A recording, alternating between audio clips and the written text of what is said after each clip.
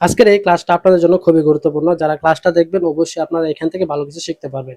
আজকে যে দুটি টাস্ক নিয়ে আলোচনা করব, এই দুটি টাস্ক আমরা সবসময় স্পোকেন লেভেলের ক্ষেত্রে ব্যবহার করে থাকি।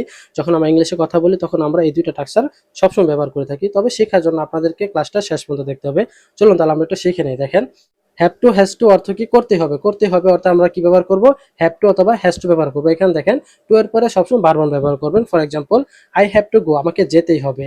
আই হ্যাভ টু রাইট, আমাকে লিখতে হবে। আই হ্যাভ টু প্লে, আমাকে খেলতে হবে। এখানে জাস্ট আপনারা টু এর পরে বারবার চেঞ্জ করে হাজার হাজার সেন্টেন্স মেক করতে পারবেন হ্যাভ টু দিয়ে। তারপর লক্ষ্য করি, হি হ্যাজ টু কাম, তাকে আসতেই হবে। হি হ্যাজ টু রিড, তাকে পড়তেই হবে। হি হ্যাজ টু সি, তাকে দেখতেই হবে। এখানে দেখেন হিয়ার পরে হ্যাজ ব্যবহার করছে, কারণ কি? হ্যাজ শুধু থার্ড পারসন সিঙ্গুলার ক্ষেত্রে হয়, বাকি সব ক্ষেত্রে হ্যাভ ব্যবহার করবেন। আশা করি বুঝতে পারছেন। পরটা দেখি, ইউ হ্যাভ টু মেক, তোমাকে তৈরি করতে হবে। ইউ হ্যাভ টু গেট, তোমাকে পেতেই হবে। উই হ্যাভ টু রান, আমাদের দৌড়াতেই হবে। উই হ্যাভ টু স্লিপ, আমাদের ঘুমাতেই হবে। জাস্ট আপনারা এখানে কি করবেন?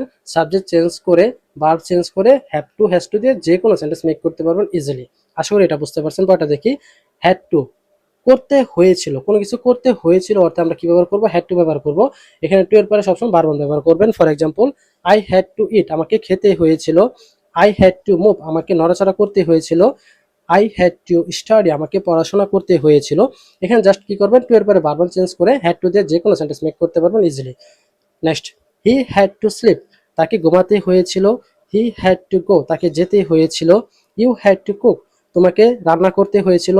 ইউ হ্যাড টু স্টার্ট, তোমাকে শুরু করতে হয়েছিল। We had to learn English, আমাদেরকে ইংলিশ শিখতে হয়েছিল।